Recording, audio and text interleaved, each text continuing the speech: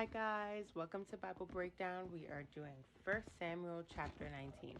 Saul is an evil man, okay?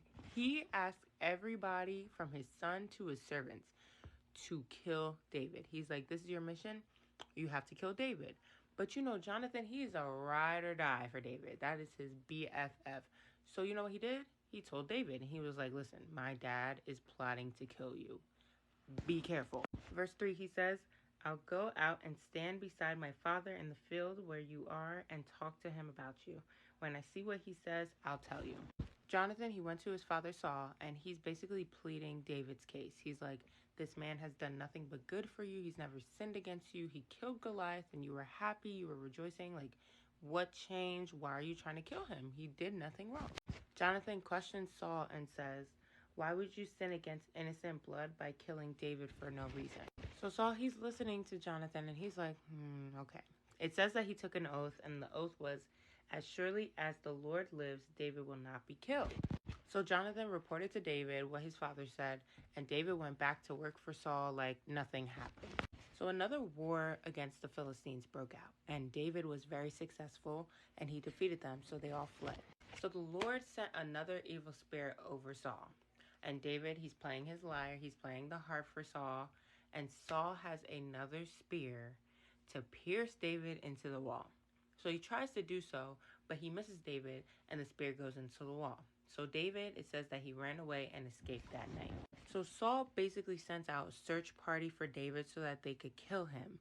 But David's wife, she's a real one, because she was like, you need to leave, because if you don't, you will die.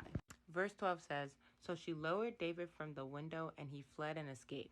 After David left, it says that she took the household idol and put goat hair on it and covered it with a garment and put it in the bed, so that when the people came to look for David, she said, oh, he's sick. So Saul, he requests the bed that David is in so that he could kill David himself, because he's like, if he's weak, then I could do it myself. That man, he is so... But joke's on him, because when he saw what was in the bed, it was actually the idol that David's wife put in there instead of David. So Saul says to his daughter, also David's wife, he says, why did you deceive me like this? You sent my enemy away and he has escaped. I don't know why he would think like she wouldn't defend her man. That woman loves David. You don't think she would try and save him? Be for real, Saul. So she replied to him and said, he said to me, let me go. Why should I kill you? So David, he goes and finds Samuel and he tells him everything that Saul's doing. So they both go to a place called Naioth. Saul hears the news about where they are, so he sends people out to go kill David. Verse 20 says, however, when they saw the group of prophets prophesying with Samuel leading them, the Spirit of God came on Saul's agents and they also started prophesying. This gets back to Saul, and he sends out another group to go after David. But the same thing that happened to the first group happens to the second group. So they start prophesying, and then it says that Saul sent out a third group, and the same thing happens to them. Saul takes matters into his own hands, and he goes to a place called Ramah.